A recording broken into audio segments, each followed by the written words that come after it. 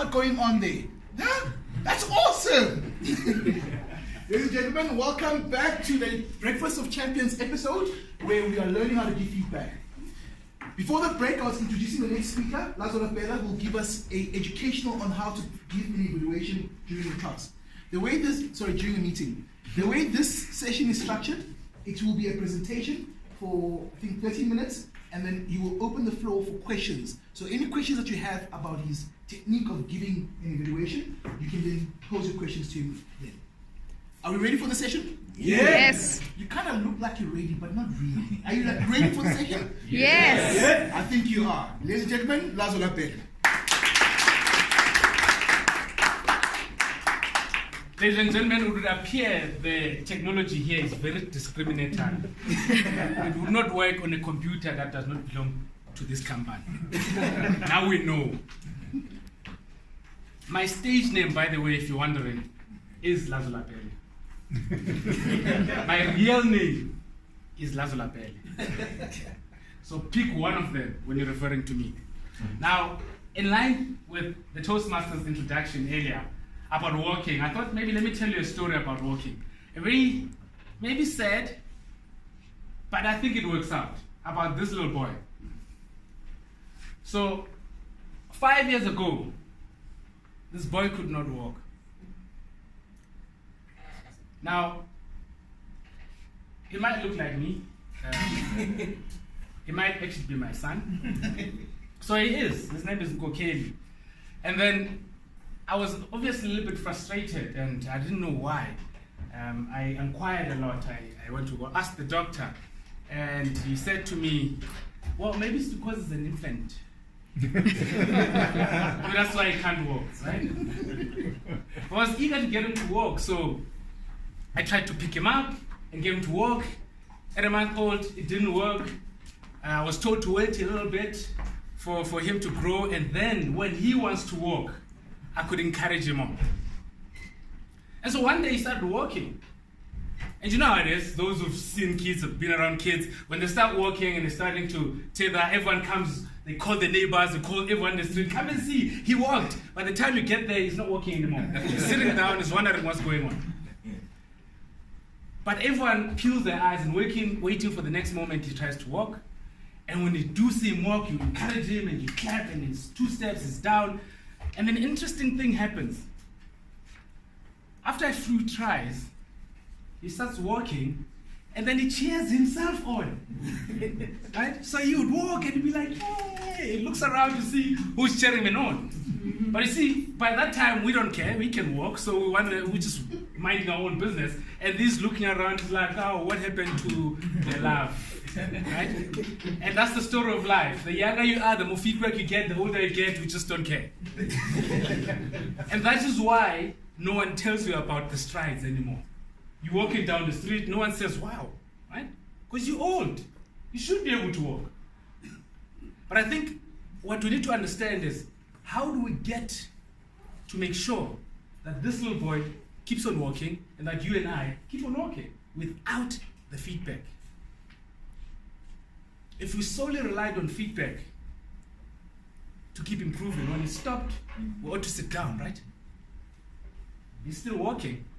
He's a little bit terrible at running, but we encourage him there. Then one day when he runs like Usain Bolt, right? So there's an interesting thing that is called self-evaluation. So you see, what we do is, when we encourage him, when he's trying to walk, we're trying to teach him how to encourage himself. So that in the absence of anyone, he can still encourage himself and still be able to evaluate himself on whether he's doing it right, and so he can keep going. So that 5 years later, he's still walking. Right? And so what I will share with you today is really how I got him to walk, what kind of feedback I did, and perhaps you could take that feedback, incorporate it into your lives, and incorporate it into your Toastmasters journey, incorporate it into your workplace. Oh, we need that, right? We just want to walk. And they put us in these boardrooms, performance appraisals. So I had this parenting thing on lockdown. And you would have then imagined that I have two of these babies. The one that's older, right? So this one's a little bit older. When she was in grade 4, she came to me with a report card. And then she was very proud. She gives it to me. I look at it. I'm not sure what I'm looking at, because I come from an era that used a different system to what the schools are using today. If you haven't seen it, 7 is good. one is bad. And that's how you read the report card. Right? It says mathematics, you look for the number. Anything close to 7, you're like, high five. Anything close to 1, you're like, whoa, what's going on here? Hardly ever anyone gets a 1. You normally get a 3, and then you get a note that says, come and see the principal. And so she comes and hands it over to me, and I look at it, and it's just it's a plethora of 7s. It's you know, it's a jungle of 7s. It's ubiquitous. But then there's a 4, just in the middle of this. Natural science 4. So I'm like, what happened here? What happened here? Says, well, I said, no, we need to improve this. We need to make this a 7. And so off she goes. 1 term later, she comes back. It's a 7. But then everything else is a 5. So I'm looking at it, I'm like, wait. I didn't, okay. So it was pretty clear there was something wrong in how I was giving the feedback, right? Which derailed how she viewed it. Now she's in grade 8, and the last report had a jungle of 7s. And a 5. I didn't see the 5. Don't tell her. I didn't see the 5. I just said, well done. Hey, keep it going. Skip over that, keep it going. And then at a later stage, I said, well, maybe you want to do something about that 5. And so the conversation today is really about how do you even set yourself up to give feedback? Because often we're trying to give feedback that we didn't even set up ourselves to give that feedback. And we derail what the person should be taking from your feedback. And often they focus on the wrong parts, or maybe on the parts you highlighted, and they forget about the parts they were doing right anyway. And then over time, that feedback loses its spark. But critically, how do we get the person to keep working when the feedback has stopped? Now, with that in mind, let's just think about what the purpose of Toastmasters is. Why do we come to Toastmasters? Okay, shout if you've got the voice. Right? 2 major things that everyone benches about: communication and leadership. Right? Communication and leadership. You say, no, I'm coming here to improve my communication skills. And some say, well, my leadership skills as well. But those are 2 main things that Toastmasters is trying to address in our lives. Right? So what's the purpose of feedback then? The purpose of feedback. If we're here for communication and leadership, then what's the purpose of feedback? How we get into track with those 2 things. Well, exactly, right? How do you know if you're improving if no one gives you feedback? And so in truth, we're here to get feedback. That's why we're here, right? Because we only improve through feedback. Now, feedback has a very interesting byproduct. And that byproduct is what is called self-evaluation. Because if you receive feedback enough times, eventually you can give yourself feedback. Who's had that happen to them? Right? You're sitting there, or you're standing in front of people, you're giving a speech, and you can already see that your hands are all over the place, right? Because you've learned the art of evaluating yourself. So that's the byproduct of feedback. Feedback in itself is to help us improve, in a Toastmaster context, communication and leadership. But the byproduct of continuous and consistent feedback is that we start to realize when we need to improve ourselves outside of someone telling you need to improve this and that. And so that was the question that I had to answer with my kids. How do I set myself up to give them feedback? And how do I make sure that they can give themselves feedback if I happen to be Rosebank at night and they're at home?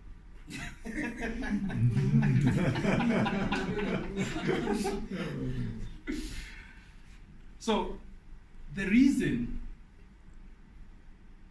we learned how to walk and continued walking is because every day when we walk, we tell ourselves that, oh, you're doing well. You know how to do this, and it becomes a subconscious effort. Right? We don't need someone cheering us on anymore. And that's what feedback can do. So this boy no longer needs me to cheer him on, but he now understands how to give himself feedback as he's walking, well, in the yard, not down the street, but in the yard. So let's get into some technicalities, right? It is an educational after all, so pull out a piece of paper, a pen, anything, photographic memory, cameras, action, because we're trying to learn how to do this right. So there's three major things that I wanted us to be aware of, right? And the first one is that we need to understand the objectives, right? In a Toastmaster context, this happens before the meeting. Before the meeting. So in other words, if you're going to give someone feedback, you need to engage them beforehand to understand, over and above the objectives that are printed on the assignment, what is it that they are working on. It turned out my daughter really wanted to get the best grade in class in math, and she had done that. But it didn't matter to me because I just wanted to give her feedback on natural science. You know what that does to a person? At least, if I understood the objectives, I would have earned the right to give that feedback. So that happens before the meeting. The second thing is that during the meeting, you need to give instantaneous feedback and immediate feedback. We understand immediate feedback. So you come up in front and you say, you did your speech, and there's your feedback. But the other one is that while someone is delivering the feedback, you, as the person giving the feedback, are their biggest fan. You are their cheerleader. You are smiling away. You look at them, you're like, you're doing well, right? While they're doing the assignment.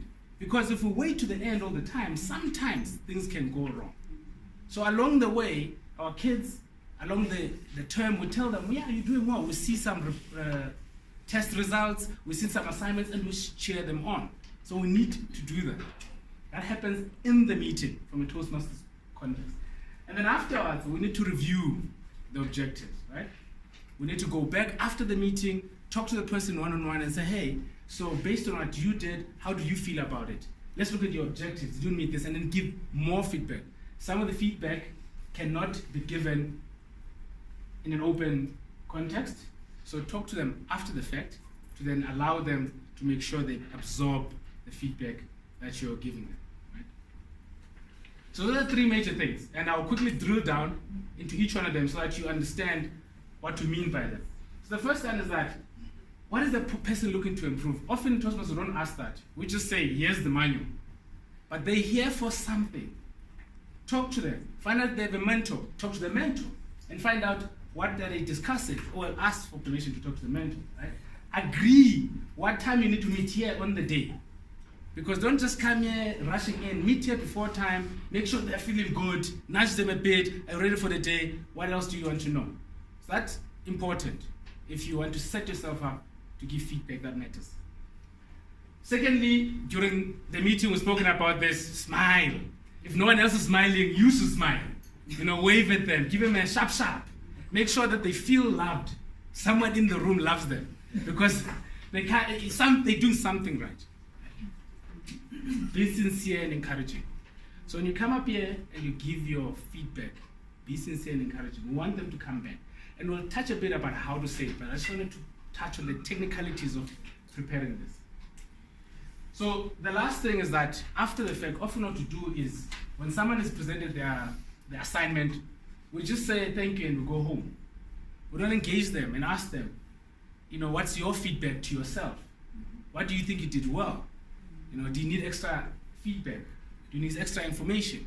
So that's important to make sure that someone gets to the point where they could evaluate themselves in the absence of someone giving them feedback. So again, sincere and encouraging, always. Even if it wasn't that great from your perspective, find something great and be sincere. So let's give some Basela tips, right? Basela tips, Yana, right? Because the other biggest problem also is that you've got great feedback, but you don't use the right words. And therefore the person disconnects from the feedback, right?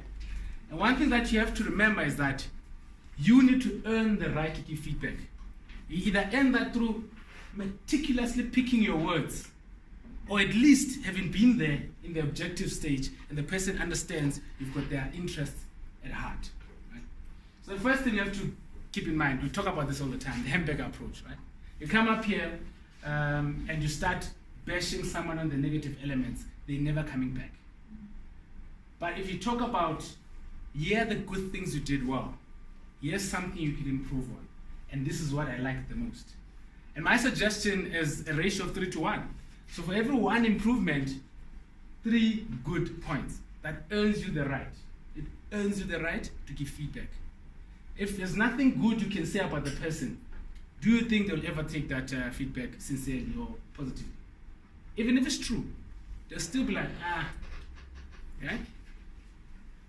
So the other thing is that make it personal. Often sometimes because we caucus as evaluators, they will come out here and say, we thought. No, you giving feedback, what is your view? Remember, you're not the holy grail of feedback, so you might be offside anyway. So the person needs to know this is just your opinion.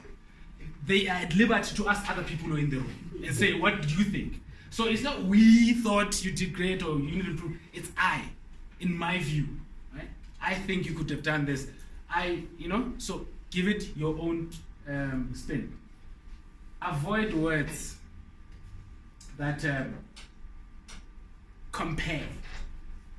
Great speakers do this. What are you saying? What are you saying? What are you saying? Right? So you could say, maybe in future try this. What I've seen work is this. Look into this. Very important how you say it. Great feedback is great, but if you say it in a proper way, it's lost in translation. And then always match the energy of the speaker. Have you seen people, someone was here delivering a powerful speech with all his energy, the volunteer comes and says,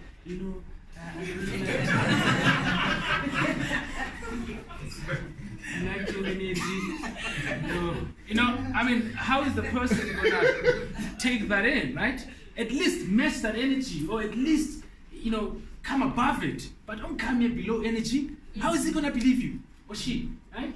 Match the energy. Show the same level of enthusiasm they showed in delivering their assignment. Do I need to explain that? All right, very important as well, always conclude your feedback. At the end of giving a concise feedback to whoever did the assignment, at the end of it, conclude by rehashing some of the strong points, some of the points you liked, and perhaps throw in one that you could improve on, and end on a positive note. That is very, very important. If you don't do that, and you might have missed something along the way, then people leave with a heavy heart. It's important that you leave it on a positive note. Conclude. So say something like this. I really like the effort you're putting in, my daughter. This 7, they are powerful. Did I tell you about this 7? It's also fantastic. Next time, look at putting in this 4 to a 5. But you know what? This 7 is the one I enjoy the most. Now go get them. Ladies and gentlemen, feedback is a lifestyle. It's a life skill. It's not only about Toastmasters. It's something we need to work on consistently and continuously. So, any questions at all that we can take? 1 or 2, then we can conclude the presentation. Oh, yes, sir. What happens when you don't necessarily agree with the feedback? From that person? Yeah. It's their own personal feeling. They've given you their perspective. They are not forcing it on you. If you don't want it, you package it nicely and you put it aside. You go to someone else and ask their perspective, right? It's always advisable in a meeting like this, just talk to different people and see what they think. And then you can put it all together and make sure that you've got the best level of feedback for you to improve. One more. Often the feedback is too positive, because I find that we tend to look for the positives and sort of force positives, but I think the negative parts are where we can see what we need to work on.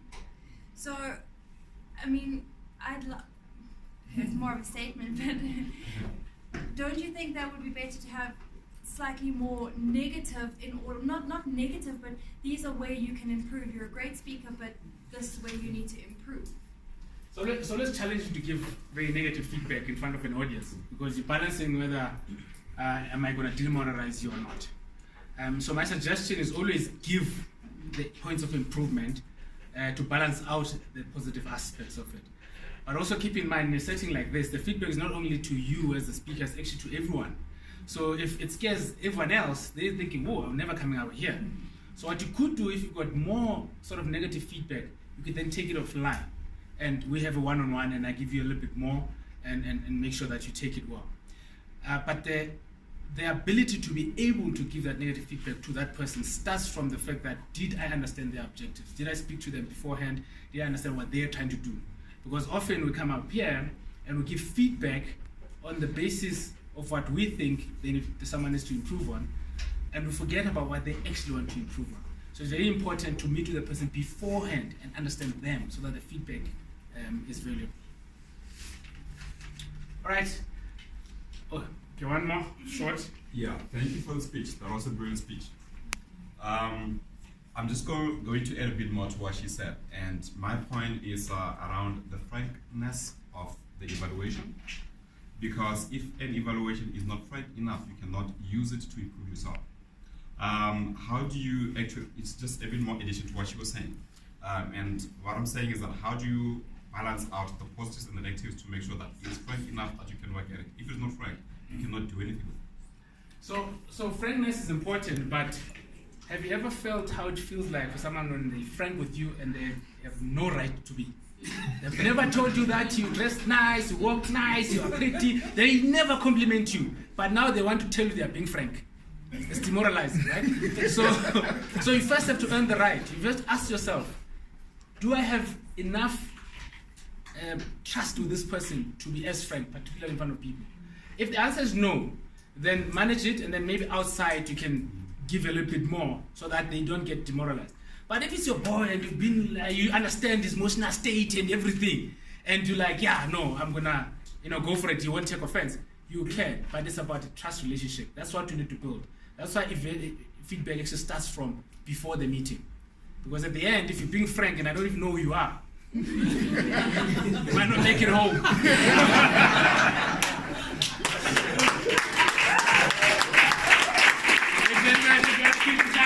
Those are my contact details. Lazola Belle, everyone.